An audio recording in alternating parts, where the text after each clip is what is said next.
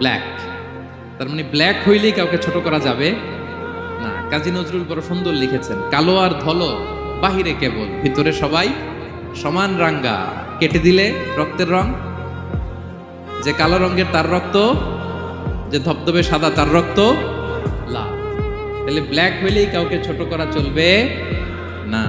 সাইয়েদনা লুকমান আল হাকিম কুৎসিত বর্ণের একজন মানুষ ছিলেন, খাটো একজন মানুষ ছিলেন। কোথায় থাকতেন? মিশর, সুদান, ইথিওপিয়া, যেটা আগের নাম ছিল হাবাসা, এই রিজিয়নে। কেউ কেউ বলেছেন মিশরের কোন একটা এলাকায়, কেউ সুদান, কেউ ইথিওপিয়া। রিজিয়নটা কাছাকাছি। কি করতেন? কোন কোন মুফাসসির বলেন তিনি দর্জি ছিলেন, দর্জি।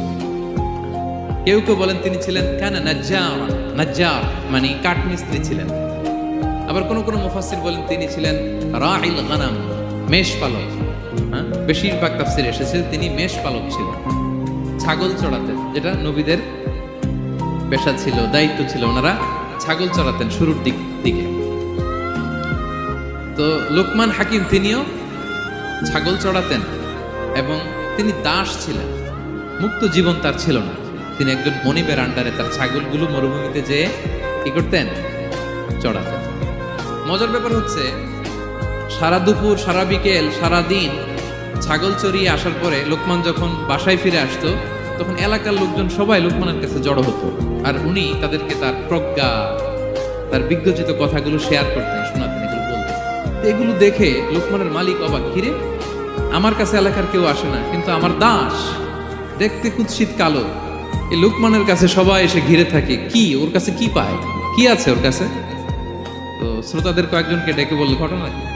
তোমরা সবাই লোকমান সন্ধ্যাবেলায় ফিরে আসলে তার পাশে জড়ো হও কেন, কি পাও?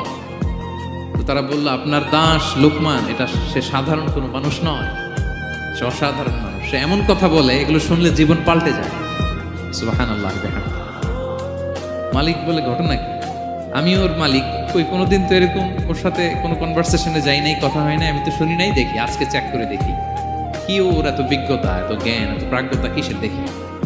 তো আজকে সন্ধ্যাবেলায় ফিরছে, উনি বলতেছি, ইয়া লোকমান ইযবাহ লানা শাতান, একটা ছাগল জবাই করো, ওয়া আখরিজ মিনহা আতিয়াবা মুদগাতাইন, এবার এই ছাগলের সবচেয়ে শ্রেষ্ঠ দুইটা অঙ্গ কেটে নিয়ে আসো, যাও। ফা আখরাজাল লিসান ওয়াল কলব, লোকমান যে ছাগল জবাই করে ছাগলের জিহ্বাটা আর কলব, হার্ট, এই দুইটা কেটে নিয়ে আসে, বলছে এই দুইটা শ্রেষ্ঠ। বলছে আচ্ছা ঠিক আছে।